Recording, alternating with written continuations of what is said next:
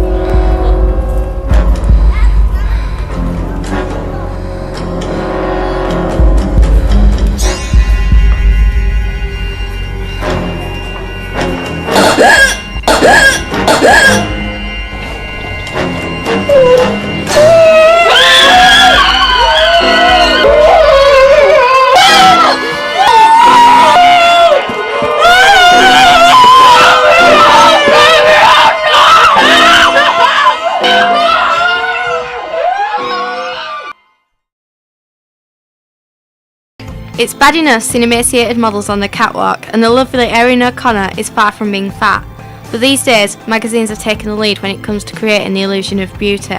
The models we see with a perfectly toned ab have been airbrushed to look thin. It's impossible to escape this fakery, and if you're anything like me, it's easy to doubt your own body image after spending a few hours skipping through these photographs.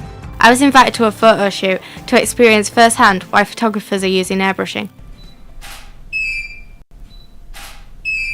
And open your mouth a bit more. And look really sort of glassy-eyed. Why do you use airbrushing, and do you think it's always necessary? I think that with my style of photography, because it's boudoir and lingerie, there is a certain degree of airbrushing that needs to be done to create the look that is standard in the industry for that type of photography. I don't find that it's always necessary, and I think especially for more candid shots, it wouldn't necessarily be needed. With fashion, that is what is expected, and as a photographer, to have any sort of standing in the industry, you need to do what's expected of you. What do you look for when selecting models?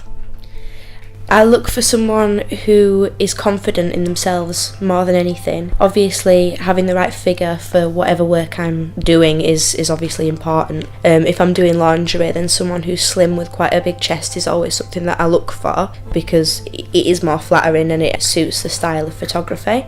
It isn't always necessary to have a very slim model, it's just to have the confidence and to have the right look and to be able to have a certain rapport between model and photographer is always very important.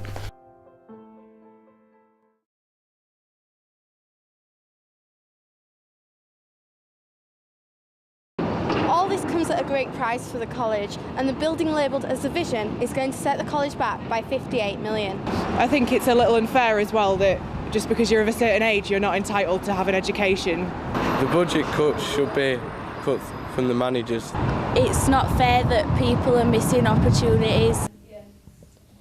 Unfortunately, times like these aren't as easy as the game of life. This is Louise Dearnley reporting for BBC Look North. Back to the studio.